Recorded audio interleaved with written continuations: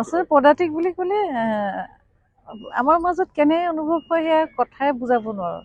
আৰু নামৰূপ মহানগৰী আপোনালোকে জানে ৬০ দশকত হাবি জংঘল ভাঙি নামৰূপত প্ৰথমটো উদ্যোগ স্থাপন হৈছিল আৰু তাৰ পাছতে থাৰ্মেল হ'ল, পেট্ৰকেমিকেল হ'ল আৰু ৬০ দশকৰ পৰা নামৰূপত সাংঘাতিক এটা নাটকৰ পৰিৱেশ আছে।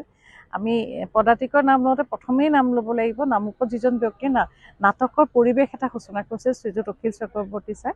তাৰ পাছতে আমি সদায় শ্ৰদ্ধাৰ নাম লওঁ শ্ৰীযুত কুশল কৃষ্ণ দেৱগোস্বামী ডাঙৰীয়া। তেখেতৰ উদ্যোগত পদাতিক নাট্যগোষ্ঠী আৰম্ভ হৈছিল আৰু পদাতিক নাট্যগোষ্ঠীয়ে ৩৫ বছৰ এটা নাটকৰ পৰিৱেশ সৃষ্টি কৰিছে আৰু এইটো ধাৰাবাহিকভাৱে চলি আহিছে। ই বিৰতি মানে যতি পৰা নাই। আৰু এতিয়া আমাৰ পদাতিকৰ যিসকল নাট্য সৈনিক তেওঁলোকে ইমান সুন্দৰকৈ এটা পৰিৱেশ সৃষ্টি কৰিছে। এইবাৰ ৩৫তম বৰ্ষত শিশুসকলৰ বাবে নাট সমাৰোহ আৰু আমি জানো যে শিশুসকলক নাটকৰ মাজেৰে আমি এটা সুন্দৰ পৰিৱেশৰ মাজেৰে লৈ যাব পাৰোঁ আৰু গোটেই প্ৰচেষ্টাটো পদাতিকে কৰিছে। আৰু এইবাৰ দুদিনীয়াকৈ যি নাট সমাৰোহ এই নাট সমাৰোহত অসমৰ বিভিন্ন প্ৰান্তৰ কেইবাটাও নাট্যগোষ্ঠী আহিছে।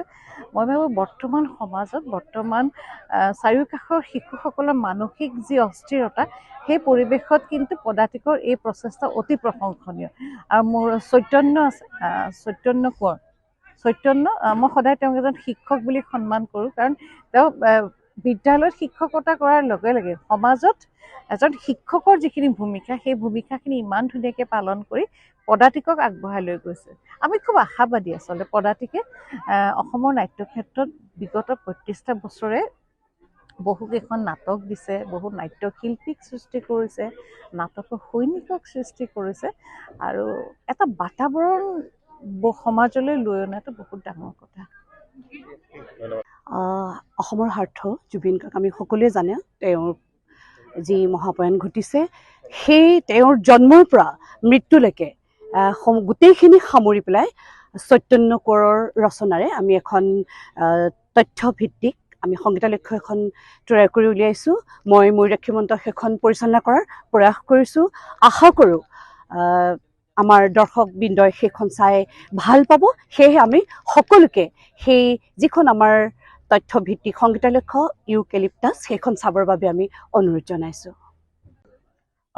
নামৰূপ পদাতিক নাট্যগোষ্ঠী সৌজন্যত আৰু সমগ্ৰ নামৰূপবাসীৰ সহযোগিতাত আজি পদাতিক নাট্যগোষ্ঠীয়ে শিশুসকলৰ যি নাট্য প্ৰতিভা আছে এই শিশুসকলৰ নাট্য প্ৰতিভাবিলাক যাতে সুপ্ত হৈ থকা প্ৰতিভাবিলাক যাতে আমি উলিয়াই আনিব পাৰোঁ আৰু শিশুসকলে যাতে এটা নাট্য জগতত এটা উচিত এখন প্লেটফৰ্ম পায় তাৰ প্ৰয়াসৰে আমি ছাত্ৰ ছাত্ৰীসকলৰ আৰু শিশুসকলক উদ্ভাৱিত কৰাৰ উদ্দেশ্যে এক শিশু নাট সমাৰোহ আমি আয়োজন কৰিছোঁ।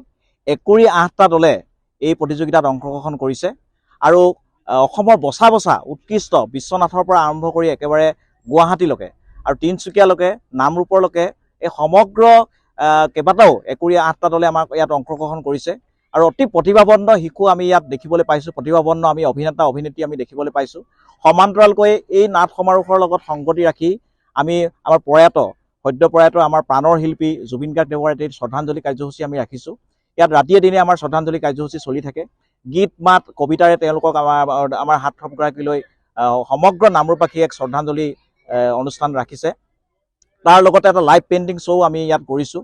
আমাৰ ছাত্ৰ ছাত্ৰীসকলে কণ যি শিশু আছে সেই শিশুসকলে জুবিন গাৰ্গ দেৱৰ স্মৃতি বিজড়িত যিকোনো চিত্ৰ তেওঁলোকে আঁকিছে আৰু এনেধৰণৰ বিভিন্ন ধৰণৰ সমাহাৰ কৰি পিনে আমাৰ শিশুসকলৰ যি প্ৰাণৱন্ত কৰি তোলাৰ এটা প্ৰয়াস কৰি তোলা হৈছে।